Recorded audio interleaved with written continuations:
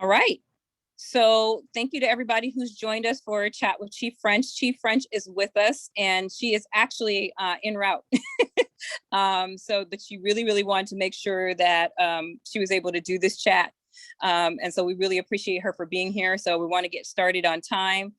Welcome to everybody who joined us. Again, make sure you keep yourself on mute so that we can hear everything that's being said. And if you have a question, feel free to drop it in the chat or raise your hand. So I am going to turn it over to Chief French.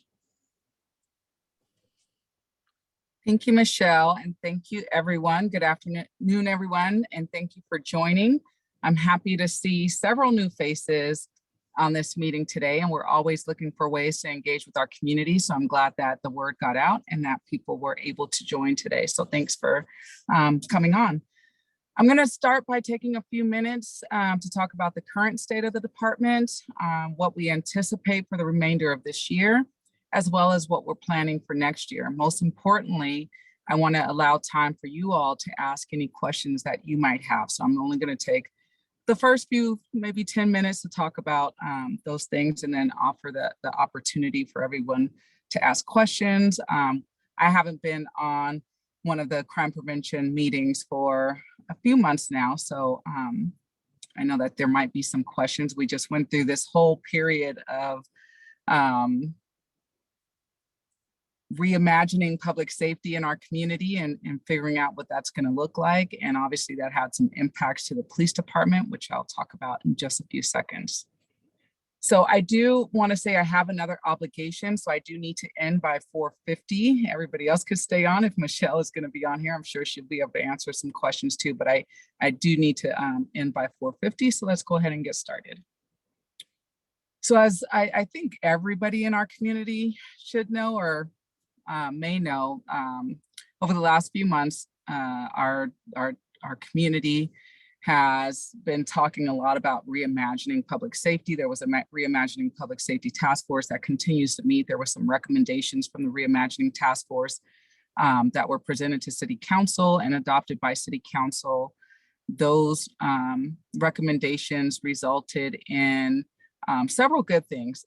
Jobs that are going to be for youth. We're going to be able to hire more youth in the city of Richmond for youth employment, so that's going to be good.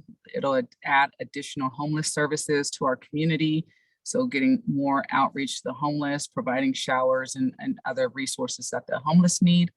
And then eventually they're going to be starting a mental health services team here within Richmond to serve our community. So those are the things that came out of the reimagining task force recommendations. There were a couple of others, but those are kind of, you get the gist of the services that are going to be provided. But one of the other things that came out of the reimagining public safety and the subsequent adoption by council was the reduction of the police department budget by $3 million, which means the loss of 12 additional police officer vacancy positions. So, and I say additional because last year we lost 20 police officer positions and now we lost another 12 police officer positions. So that's left our department significantly understaffed.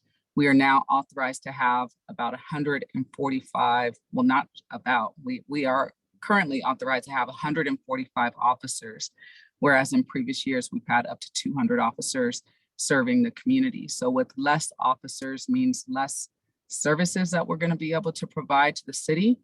The positions that were taken in the last budget cycle were vacant, so we were already feeling some of those impacts. But through the conversation, as the conversation about reimagining public safety continued on over the last few months, many members of my staff felt uncertain about their job security and have chosen to leave the department for other departments where they feel like they have more job security. So in addition to reducing our staff to 145 authorized positions, since this happened at the end of June, we've already lost another 5 officers leaving to go to other police departments. On top of that, we have 25 officers that are off on injury leave or light duty. So that brings us down to just over 100 officers to provide all of the services that we've been providing to the city. So as you can imagine, we're extremely short-staffed. There's a lot of mandatory overtime. Officers are being held because we have a minimum staffing requirement. So that means that at any given time, we have to have 9 officers patrolling the entire city. And if there's a team that's coming on to work and they don't have 9 officers, then the team that was supposed to go home will have to hold officers to work that next team so that we can always have the minimum staffing of 9 officers. As you can imagine, this can cause burnout by officers. So we're trying to figure out ways to reduce that burnout, to reduce the amount of mandatory overtime. So we're having to look at what our deployment is going to be for the remainder of the year. So there's some things that we've already talked internally about doing so that we could try to staff the patrol teams more so that there's not as much mandatory overtime. And a couple of those things are, we're looking at outsourcing our internal affairs cases to outside vendors. That's contracting with companies that do investigations. These are former executive level law enforcement personnel that can do an executive level investigation of our personnel. A lot of our investigations are internally generated. That means that we see something that we want the company to look further into and provide us with a report to determine if everything that occurred was within our policy and stuff like that. So currently we have 2 sergeants that do those investigations, and I would like to pull those sergeants back into our patrol because we're so short-staffed and outsource those investigations with the outside vendor. So that's one thing. That's only 2 officers, but every little bit helps. Additionally, we are eliminating one of our patrol teams. So currently our weekend teams, there's 3 weekend teams. There's a day shift. They all work 12.5-hour shifts. So day shift, swing shift, and graveyard. Our swing shift team is kind of a team that provides some relief for day shift and graveyard. So the day shift team and the graveyard team do not overlap. In the middle of the day, the swing shift team comes in and provides some overlap. So it allows for breaks and allows for lunch breaks for the officers that work day shift. And additionally, they take reports. They do everything that all the other officers do. But that team has never been fully staffed this year because our staffing has been impacted even before the loss of the recent position. So we are completely eliminating that swing shift team to deploy those 5 officers that were on that team to other teams that are already short-staffed so that we can hopefully eliminate the need for some of that mandatory overtime. So now, starting in the next, I think, probably about 60 days, there's only going to be 2 teams working on the weekend, and that's the day shift and graveyard, and they won't have any relief in between. So looking at the other thing that we're doing internally is looking at what our deployment should look like next year, knowing that we are short-staffed and that there's not a lot of relief that's going to be coming anytime soon, because as we continue to lose officers, either through retirement or because, again, they're leaving for other departments, we can't hire officers and get them trained at the same rate that we're losing them. So we know that things are going to get worse before they get any better. It takes about anywhere from 6 to 18 months to hire and train a new officer coming onto the department, depending on what their level of experience is. If they have no experience, it takes about 18 months to get them through the academy and get them through all the training that we require. And then if they are from another department, it takes about 6 months. But we are not seeing we are not having a lot of luck getting people to apply with our department right now because we were recently just looking at possibly laying off officers. So now that that's over and we're not having to lay off, people are still a little bit skeptical about coming to our department because they're concerned about job security here. So our focus starting now and through next year is really going to be on recruiting and training. So here's my one plug. If you know anybody that's looking for a position within the police department, not just police officer positions, but we're hiring for dispatchers, We have several different openings. So if you go onto the website, you'll see all the openings that we have for the police department. But dispatchers, police officers are the most crucial ones that we need, because those are the jobs that require people to be in the seat and be able to respond immediately. And so we are hiring for those positions, and that's going to be our focus for at least the next year moving forward until we could get all of our positions filled. We currently, I believe, have about 6 police officer vacancy positions right now. Additionally, for the next year, we do want to get back to, as the pandemic hopefully is moving towards being over, although I know that there's this new variant and it's, we're seeing an increase in numbers. We're hoping that we can get together more in person with the community, have those community events that we're used to having, where we can have those contacts that are non-enforcement driven, that we can build the relationships that we've built over time with our community, and just interact and engage in a meaningful way with you all. So we're looking at hopefully in the fall, and we'll continue to look at the numbers, the COVID related numbers, to see if we can start our community safety academy, at least get 1 class in for the fall. We would like to start doing more of our community events in person, like the Coffee with the Cop events and other events like that. Some other community organizers are doing events, which we do plan to participate in, at least try to have a couple officers if possible. And again, because we're short-staffed, we ask that people bear with us in trying to, it's not going to be like it used to be, where you have a group of officers coming to all these events. You might get 1 or 2, but we're going to do everything that we can to really engage with you all again like we used to. We're looking forward to National Night Out that's coming up in the next 2 weeks. That's the first Tuesday night in August, and we will have a group of officers in each district to go to each of the neighborhood parties. And we do still plan to attend the neighborhood community meetings, the crime prevention meetings, neighborhood council meetings, I'm sorry. We do plan to attend the neighborhood council meetings over the next year, but it will be the beat officers. So if they have a call that they have to go to, then they're obviously going to have to miss the meeting. I can't afford to pay officers to come in because our overtime has been reduced to come in for meetings. So those are some of the things that we're looking at for the next year.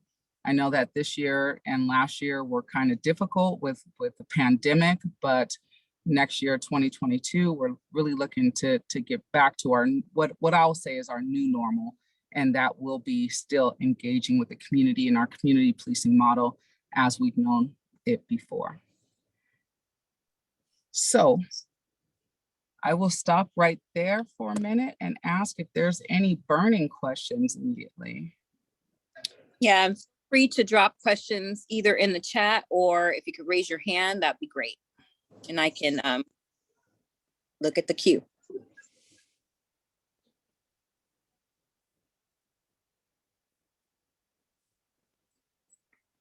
Chief, I don't see any questions in the chat, and I see one raised hand from Naomi. Got to unmute, Naomi. Okay. I heard you say we will still have our lead officers coming to our meetings. However, what happens if they're off duty at that time? We meet on Saturdays. So there's always a beat officer on duty. We always have all the 9 beats covered 24 hours a day, 7 days a week. So there will be an officer on duty. However, if they are tied up with an emergency call, then they will not be able to attend the meeting. Okay, if we gave them something that we need to know about and they're not on duty, will they forward that to the person that's going to take their place so we can get an update? Yes, we can make sure that updates are provided to the neighborhood councils, and that will probably be more of the district lieutenant that provides that information. Additionally, we're going to be trying to provide crime view training to our community coming up pretty quickly. So we have a system which is called Crime View, and it's on our website. And you can actually go on and look at your respective neighborhoods and see all the crimes that have occurred in your particular area. So you have the crime statistics. And so what the officers can focus on more is kind of their beat projects and other things that they're doing, and receive input from you all as to issues or problems that you would like them to handle within that area, or that you would like to work with them on for your area. Thank you for that question. And we have a question in the chat that is, would you accept retirees? Somebody would like to work in any capacity. Well, I would accept retirees as in a voluntary position, but it wouldn't be as a police officer. So Michelle really handles a lot of the volunteer work and crime. This is the right place to be, because this is a crime prevention team that are all volunteers, and they do such a wonderful job in keeping everybody engaged in across the city. So if you're looking to volunteer, I say contact Michelle so that we can get you on board. And I'll drop my information in the chat. And I saw that Annie, I think you had your hand up. I didn't see it, but you're free to go. Thank you. Good afternoon, everyone. And to Chief Bisa, good seeing everybody. I hope that what I'm getting ready to respond on is it's not, it hasn't already been discussed and I've missed it. I'm behind, I'm behind with it. But one of my things is, due to all the activity we had during the 4th of July, as you all know, how the firecrackers went off all the way till the early mornings. And with us having such a cut in our department, and we have, with Labor Day coming up, have you all, Chief, have you looked at what type of precautions we're going to take with such a small amount of officers, that our next holiday is coming up is Labor Day, and how we're gonna have that to be addressed with all the firecrackers going off and within the community? Yeah, fireworks are a huge challenge for us. And anybody that lives in this city, including myself, knows that there are so many fireworks across the board that even if we had a fully staffed police department, there's not much we can do to impact the level of fireworks. However, unfortunately, the meeting last night for City Council was canceled because last night on the agenda, there was an item that directs city staff, meaning myself and the city attorney, to draft a fireworks ordinance that has a little bit more teeth than what we currently have.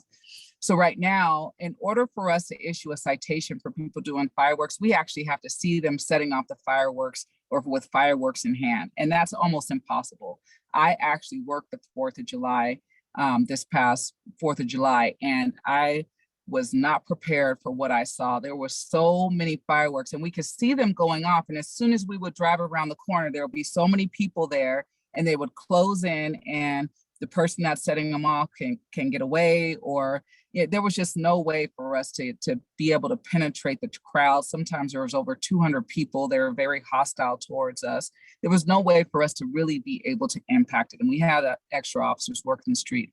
But what we're proposing in this new ordinance, it's called a social host ordinance. That means that when we do go to these areas where fireworks are being set off, and we can see where the parties are happening, where the house is and where everybody's gathered, we can hold those homeowners responsible for the fireworks that they're doing and that people are coming to their house to see in the neighborhood. So it's after the fact. So it's not going to have, I don't think even for the next few holidays, it's going to have as much of an impact as it will later on when people start getting significant fines. And I'm talking about thousands of dollars, hopefully, because we got to hit them where the money is. I mean, we have to,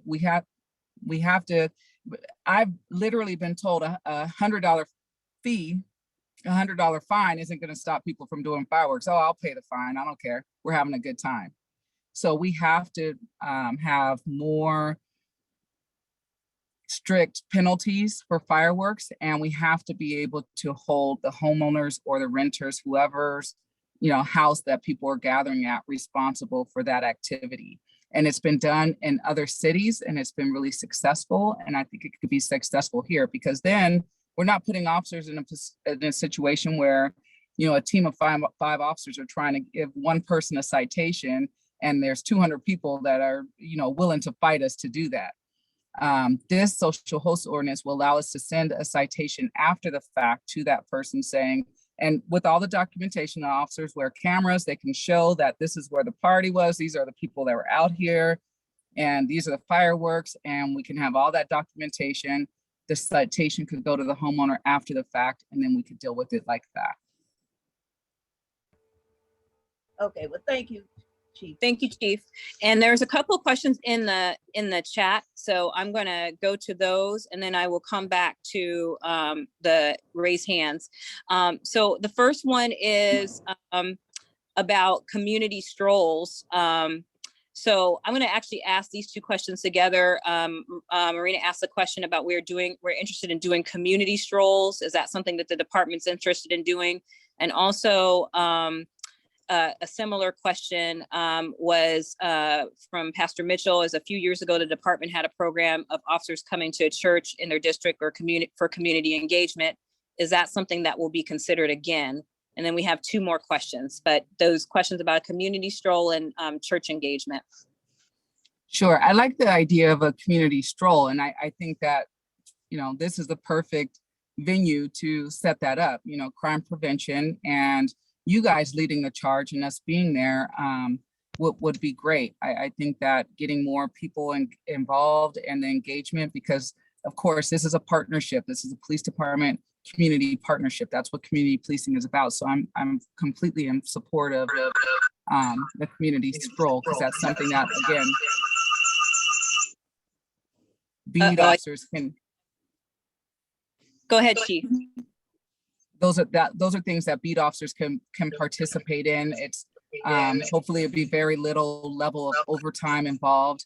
And so I'm in support of that. The officers going to the churches, I remember when we did that several years back. That one I'm also in support of it, but I'm also a little bit cautious about committing to something like that right now, because we do have so much mandatory overtime that the officers are having to do just to respond to, you know, keep the 9 beats covered at any given time. And so of course, that would be something also that we're having to do on overtime. And so I don't want to mandate officers having to come in to do something like that on overtime when they're already working so much overtime just to respond to our calls for service across the city. Thank you, Chief. And there was a question from Jacqueline, and it was many of the problems you mentioned with staffing and ability are not new or not directly related to the new budget nor the pandemic. Are there any new or novel directions that RPD is taking other than outsourcing investigation? I'm sorry, can you repeat the first part of that question? Okay, I'm sorry if I cut out. Many of the problems you mentioned with staffing and availability are not new and are not directly related to the budget or the pandemic. Are there any new or kind of novel things that RPD is doing other than outsourcing investigations to reduce staff? Yeah, so we're constantly evaluating how we can provide the best level of service to our community. So there are some things that we're doing internally to make sure that we are able to provide a good service to our community. One of the things that we've implemented over the last couple months, and it's with the new officers coming in, is our cultural competency training, getting officers more culturally competent and aware of things that are specific to our city, the city of Richmond. One of the things I've talked about in previous meetings is the fact that, you know, the police department and the community have not always had great relationships, and it's because of previous harms that we've created, like the situation where we were sued in the 70s over the Richmond Cowboys. And so educating our officers, getting them more in tune with our specific city, the community-based organizations that we can partner within our city, and having them work with people across our city on specific projects, I think are new innovative things that we're doing internally. There was another thing, and it's slipping my mind. but that's one example of something that we're doing a little bit differently. Thank you. And I see that Will has his hand raised. Go ahead, Will. Yeah, hi. Well, maybe you partly answered my question. I'm curious, you mentioned community policing, and I was curious if you could just talk a little bit about how that operates or how it's been operating lately, and what effect the budget cuts would have on the community policing and what will happen with that. Sure. So the community policing model that we engaged in probably over 10 years ago now was really making sure that every single person within our department, not just officers, but everybody was integrated with the community. So I can tell you when I started, there was community policing was more of a team of officers, whereas now we expect everybody to be engaged with the community. So we keep officers in their beats for longer periods of time so that they can get to know the people within their beat. We were attending almost all of the community events so that we can engage with people on a non-enforcement, get to know you type of way to build that trust and build those relationships, so that when something did happen in a specific community, it wasn't the first time somebody saw our faces and we're asking all these questions and it's more of a transactional relationship. We wanted more of a community policing based relationship where we already had these relationships established and we could go to you and say, hey, Mr. Plute, this just happened, I'm sorry this happened in front of your house. Can we talk about this? And there's already a relationship established. So additionally, we started all the other community engagement things like coffee with the cop, and it turned into eating almost anything with the cop because cops like to eat. Making sure that officers attended the neighborhood council meetings, because we know that we have a lot of great neighborhood councils across the city. They're very engaged, and being at that meeting helped us to understand what you perceive as the problems or the issues within the community. So we're not just looking at stats and being stat driven. We're looking also at those things that may not make our stats, those quality of life issues that you bring to us that we can work together on. So it was complete engagement with the community as opposed to just looking at numbers and statistics and following that. It's working together on projects and crime issues. And I think we had a lot of great success. From the time that we implemented our community policing model to even currently, we were able to reduce crime significantly.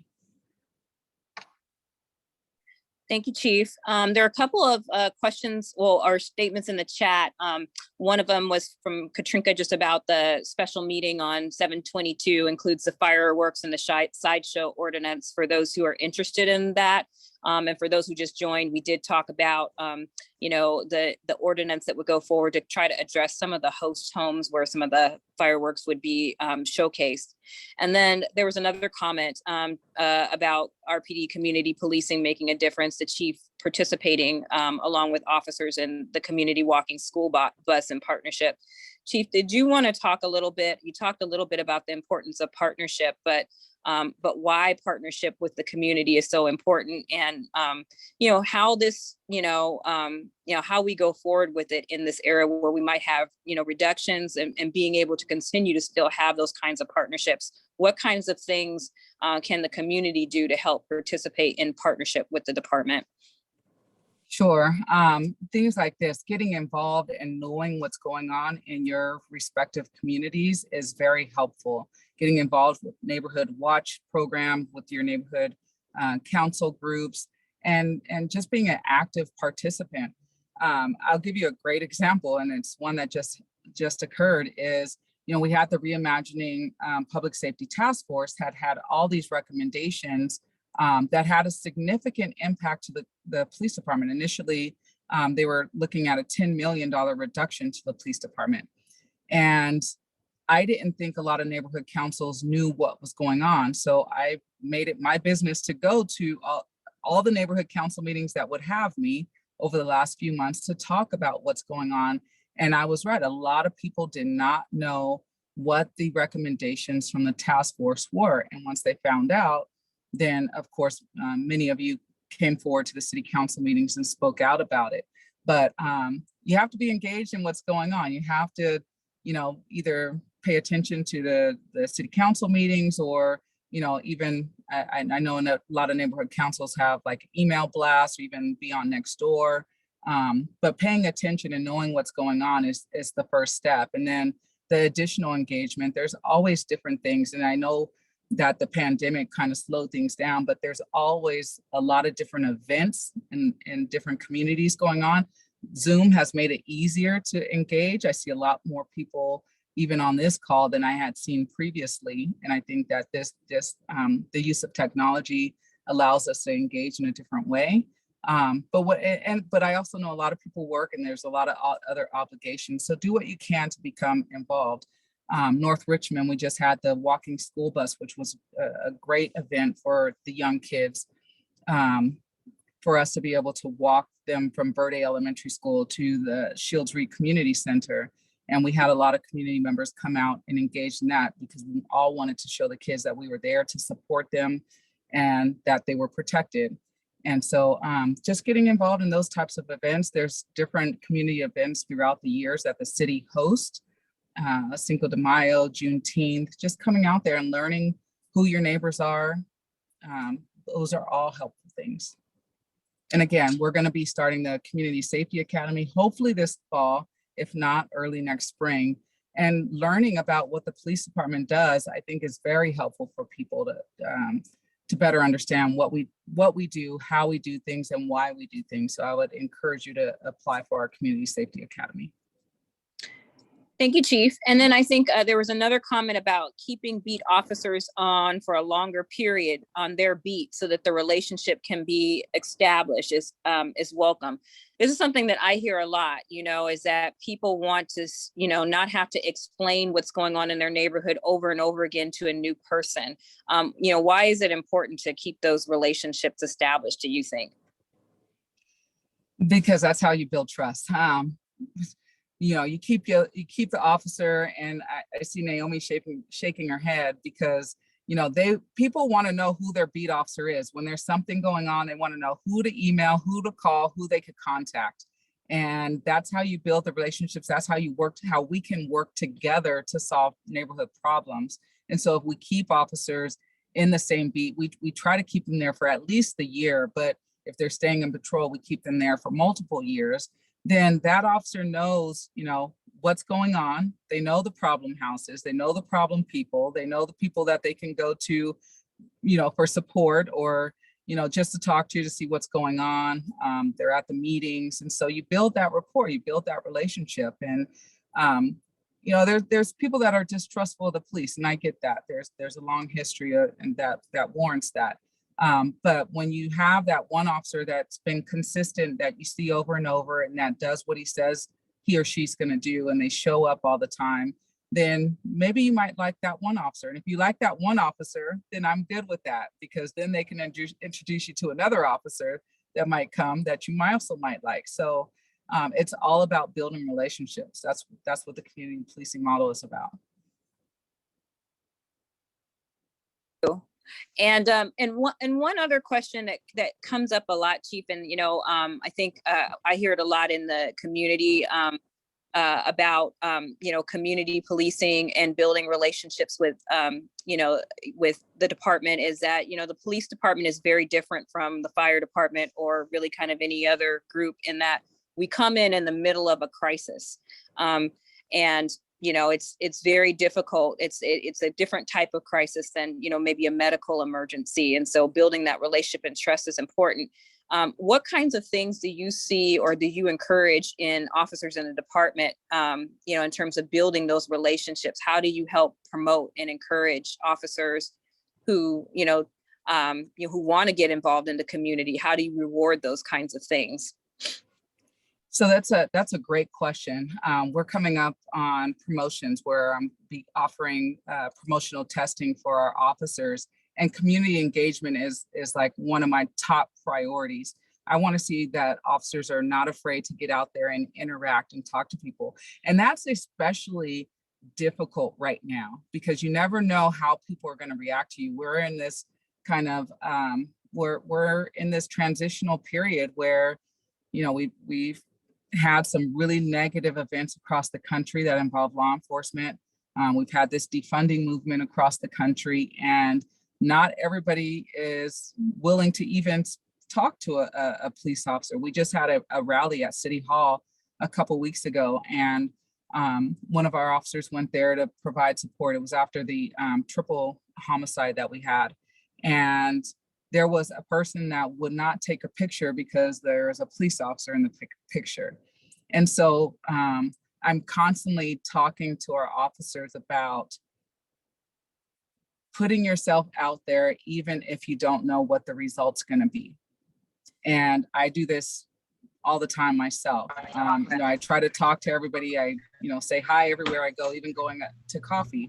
But I myself have had people, you know, look at me and look away and not engage with me. And it's a difficult time. People, you know, nobody wants to be rejected, including police officers. And unfortunately, at this time, we get a lot of rejection. People don't want to be associated with police officers.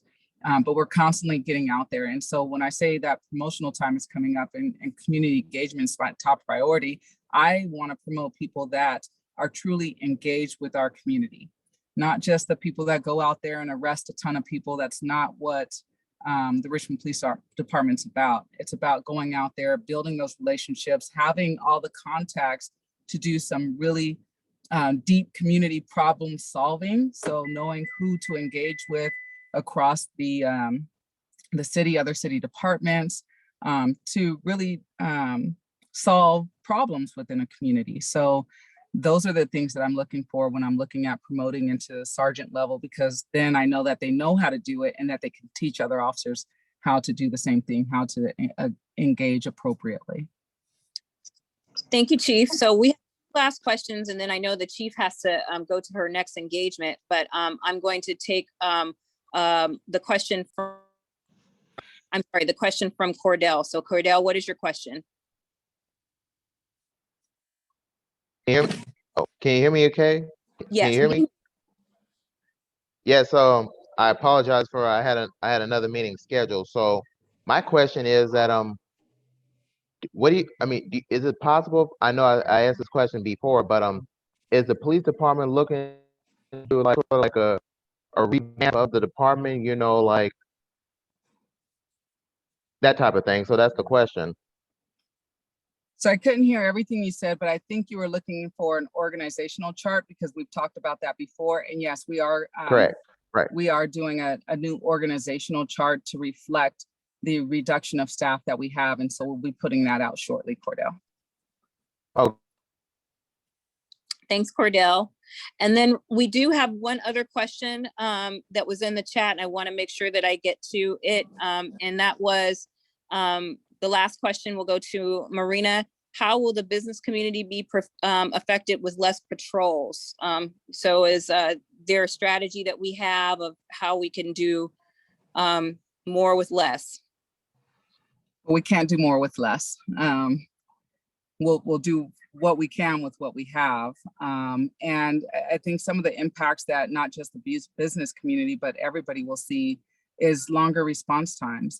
And some people don't understand why there will be longer response times. And that's because we've had to collapse all of the other supplemental units that we had that supplemented our patrol teams. So for example, we've always had, not always, we used to have more, but right now the minimum staffing is 9 patrol officers. And that's not changing. We're still going to have 9 patrol officers. So people are like, well, why is it going to take you longer to get to calls? Well, in addition to those 9 patrol officers, we used to have other units that could help respond to emergency calls across the city. So we had our foot and bike patrol officers who, if an emergency happened, they can respond to a call. We had a fully functioning traffic unit where right now we only have 3 traffic officers. We used to have, I don't know, at least 6. And I think at one time we had 8 traffic officers that if there was a major injury, accident or an accident that involved injuries, traffic unit will be called and could respond and take over those investigations, which allowed the beat officers to get back to responding to the other calls for service. Well, now that we only have 3 traffic officers, A lot of times the beat officers are having to handle more of those bigger accidents, and it takes longer for them to investigate. So then the beat officer is not available to respond to other calls for service. We used to have school resource officers that were in the schools, but if there was something major that occurred, they'd come out from the schools and respond to those incidents. And we don't have that support anymore because we don't have school resource officers. We basically only have the 9 plus a couple of traffic officers to respond to all the calls that happen.